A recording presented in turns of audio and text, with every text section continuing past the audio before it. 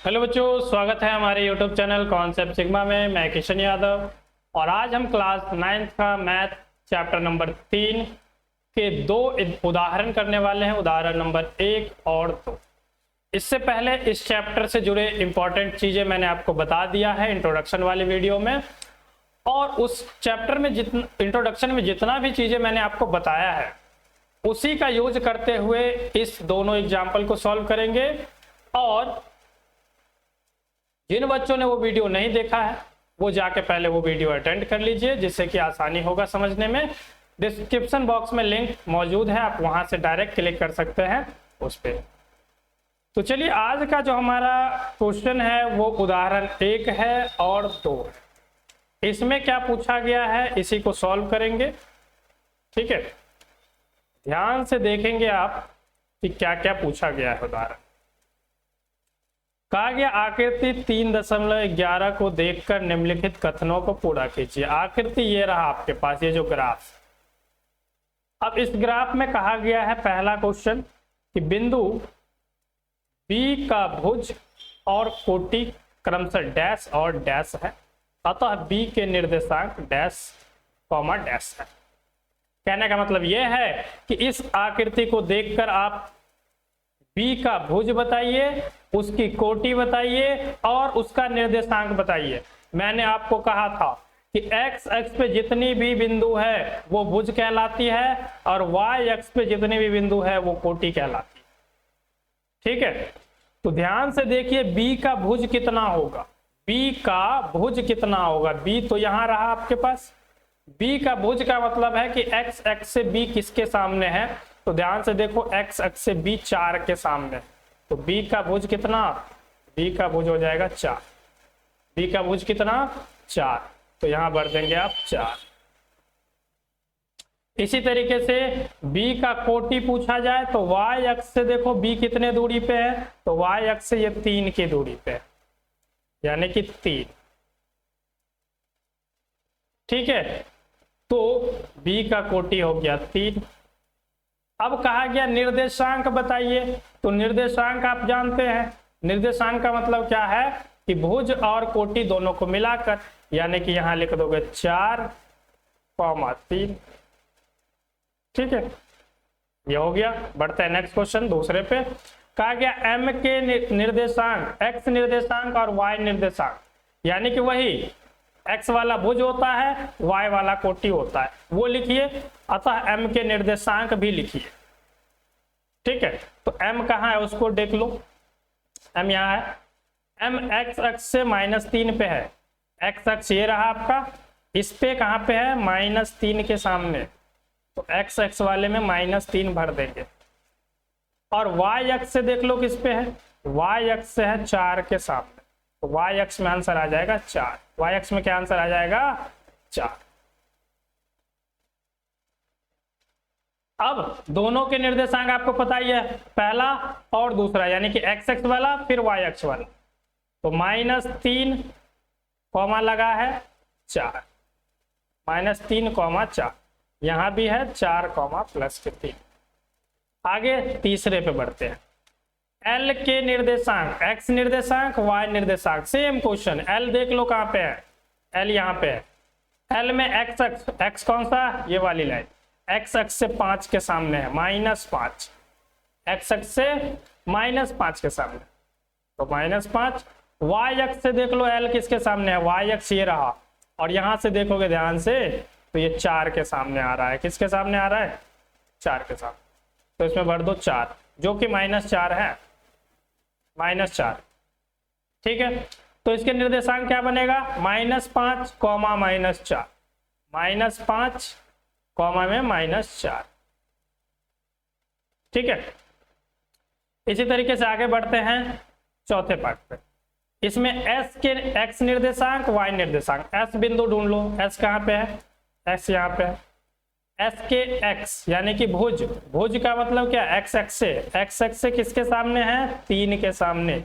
ध्यान दो, x किसके सामने? 3 के सामने, तो 3। और y अक्ष से किसके सामने? y अक्ष से -4 के सामने ही है। y अक्ष से -4 के सामने ही तो x s है, तो डाल दो -4।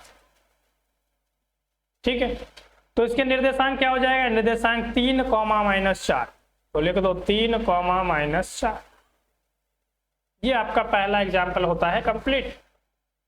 ठीक है, समझ में आया। बढ़ते हैं नेक्स्ट पे, दूसरा एग्जाम्पल। दूसरा एग्जाम्पल में क्या कहा गया है, इसको लिख लेते हैं। आकृति 3.12 में अक्षों पर अंकित बिंदुओं के निर्देशांक लिखिए। निर्देशांक, यहाँ भुज और कोटि आपसे नहीं पूछा गया है, केवल निर्देशांक पूछा गया है। जितने भी बिंदु आपको दिख रहा है उस सब का निर्देशांक लिखना। ध्यान दीजिए, ए, बी, सी, डी, ई और बीच में बात की जाए तो ओ, ये सारे बिंदु हैं। इस सब का निर्देशांक आपको लिख देना। तो चलिए हम पहले लिख लेते हैं ए का निर्देशांक, यानी कि फर्स्ट में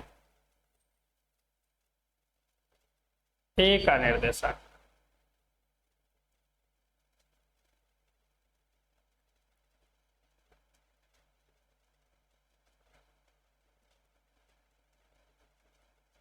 ठीक है, ए का निर्देशांक क्या क्या लिखोगे आप, तो ए की बिंदु देख लो, एक्स अक्ष किस पे है, एक्स अक्ष पे 4 के सामने।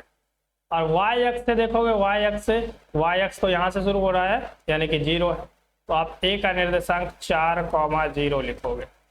ए का निर्देशांक कितना, ए का निर्देशांक 4,0। इसी तरीके से बी का निर्देशांक लिखिए। ठीक है, निर्देशांक, इसको काट देते हैं, केवल निर्देशांक लिखते हैं। बी का निर्देशांक आप बताएंगे। बी के निर्देशांक ध्यान से देखो, तो बी वाई अक्ष पे तो 3 पे है, वाई अक्ष पे किस पे है, 3 पे, लेकिन एक्स अक्ष जो जा रहा है यहां से 0 जा रहा। ठीक है, वाई अक्ष पे 3 पे, एक्स अक्ष से 0, तो बी बराबर क्या हो जाएगा, पहले तो हम एक्स अक्ष वाला लिखते हैं, तो यानी कि पहले लिखेंगे 0 और फिर लिखेंगे 3, तो 0,3। यहाँ 0 होता है, बीच में दोनों 0 होते हैं, तो यहां से जा रहा है एक्स अक्ष जो कि 0 है और वाई अक्ष 3 है। सी का निर्देशांक बताइए, सी देख लो कहां पे, सी यहाँ पे।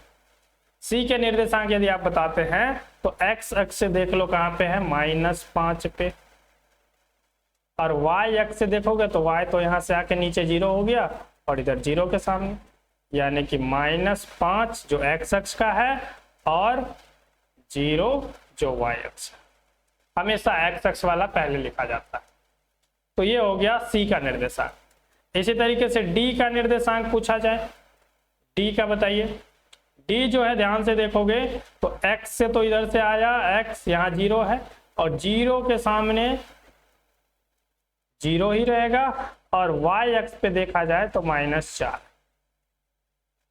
यानी कि y अक्ष पे -4 पे है तो x अक्ष 0 है, यानी कि 0, -4। ये हो गया डी का निर्देशांक। बात करते हैं ई का, ई का निर्देशांक। ई बराबर, ध्यान से देखोगे तो x अक्ष पे ये जो लिखी गई संख्या 2/3 है, ये 2/3 x अक्ष पे ई है, और y अक्ष क्या है, y अक्ष यहां से शुरू हो रहा है तो ये 0 के सामने है, तो y अक्ष से 0, यानी कि 2/3, 0। ये तो a का हो गया।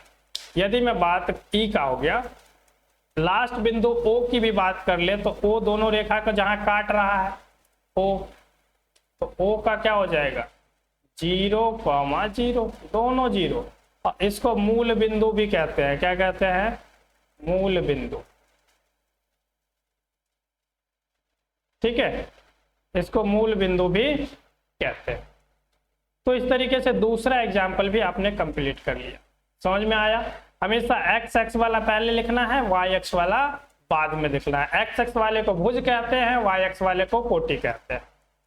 ठीक है, इसी से रिलेटेड हम इसके एक्सरसाइज के भी क्वेश्चन करेंगे। उम्मीद है आपको समझ में आया है। समझ में आया तो वीडियो को लाइक कीजिए, शेयर कीजिए और चैनल को सब्सक्राइब कीजिए। धन्यवाद।